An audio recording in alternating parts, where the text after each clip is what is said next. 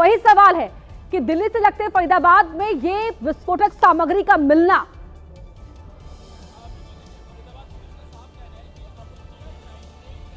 बिल्कुल, देखिए अपर्णा, हम इस समय वही मौजूद हैं। बताया जा रहा है कि ये वही पूरा इलाका है जो फिलहाल ये अल-फलाह यूनिवर्सिटी है। इसी इलाके के आसपास ये जम्मू कश्मीर पुलिस का ऑपरेशन चलाया गया, जहां पर डॉक्टर की निशानदेही पर, जो बताया जा रहा है मुजम्मिल जिसको फिलहाल गिरफ्तार किया गया है, उसकी निशानदेही पर एक बड़ी रिकवरी फिलहाल जम्मू कश्मीर पुलिस ने की है।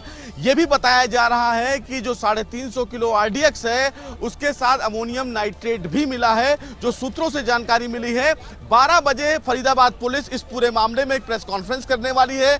लेकिन जब हम इस पूरे इलाके में पहुंचे हैं तो हमें फरीदाबाद पुलिस के कुछ जवान भी आसपास दिख रहे हैं, क्योंकि फरीदाबाद पुलिस भी उस लोकेशन को ट्रैक करने में लगी हुई है कि वो कौन सा लोकेशन था। लेकिन इसी इलाके में किराए के मकान पर रहता था और जो जानकारी मिली है उस जानकारी के मुताबिक वहां पर 15 से 20 बैग मिले हैं, जिसमें 350 किलो RDX भी मिला है। न केवल RDX है बल्कि AK-47 है और साथ ही साथ सोफिस्टिकेटेड पिस्टल भी बरामद हुई है। भारी मात्रा में कारतूस भी बरामद किया है जम्मू कश्मीर पुलिस ने। एक बड़ा जो आतंकी कहीं ना कहीं साजिश थी उसका पर्दाफाश फिलहाल जम्मू कश्मीर पुलिस ने किया है। सबसे बड़ी बात यह है कि जम्मू कश्मीर में से लेकर फरीदाबाद तक इतनी बड़ी मात्रा में RDX पहुंचा कैसे, कौन लोग इसमें शामिल थे। कुछ आतंकियों की गिरफ्तारी बताई जा रही है कि कल 3 डॉक्टर फिलहाल गुजरात ATS ने भी गिरफ्तार किए थे। तो क्या उनके लिंक इनसे जुड़े हैं या नहीं जुड़े हैं, इन तमाम पहलुओं पर अब जो सेंट्रल जांच एजेंसियां हैं वो भी एक्टिव हो गई हैं। ये भी बताया जा रहा है कि NIA भी इस केस में अब एंट्री करने वाली है।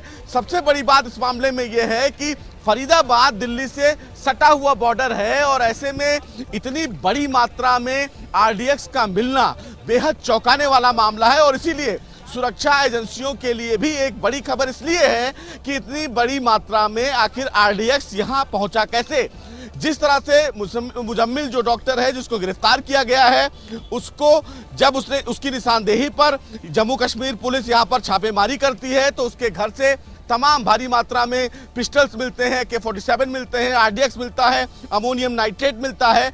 अब इस पूरे मामले में फरीदाबाद पुलिस की तरफ से 12 बजे प्रेस कॉन्फ्रेंस की जा रही है और ये बताया जाएगा कि आखिर कैसे ये पूरा ऑपरेशन हुआ है। और जम्मू कश्मीर पुलिस की तरफ से, हालांकि जब हमने फरीदाबाद पुलिस से संपर्क करने की कोशिश की तो उन्होंने फिलहाल इस विषय में कुछ भी कहने की इजाजत उनकी तरफ से नहीं थी। उन्होंने कहा हम इस मामले में कुछ भी नहीं कहने वाले हैं। लेकिन ये यही इलाका है पढ़ना जहां पर ये तमाम चीजें जो हैं वो फिलहाल मिली हैं। अब पुलिस भी जांच कर रही है, लेकिन जम्मू कश्मीर पुलिस का इनपुट और 350 किलो का RDX मिलना सवाल बड़े खड़ा करता है सुरक्षा को लेकर कि आखिर किस प्रकार की आतंकी साजिश ये लोग रच रहे थे कि इतनी बड़ी मात्रा में RDX यहां मिलता है फरीदाबाद में, जो महज राजधानी दिल्ली से कुछ ही दूरी पर है।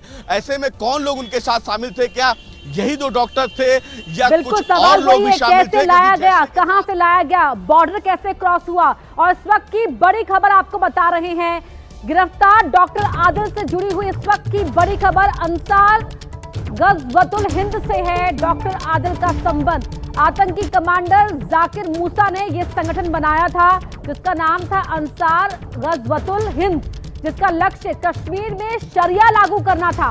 और अब इस केस को NIA के हवाले किया जा सकता है।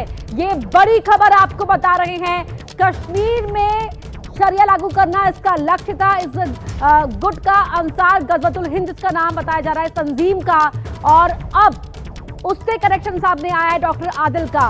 बड़ी खबर इस वक्त की आपको बता रहे हैं, जो डॉक्टर आदिल गिरफ्त में लिया गया है। ये तस्वीरें अल-फलाह यूनिवर्सिटी के उसी हॉस्टल की है जहां से डॉक्टर आदिल का संबंध था और ये बरामदगी की बात भी कही जा रही है। बड़ी खबर आपको बता रहे हैं, अल-फलाह यूनिवर्सिटी जो दिल्ली से लगते फरीदाबाद में है और महज राजधानी से कुछ किलोमीटर की दूरी पर यह पूरा इलाका।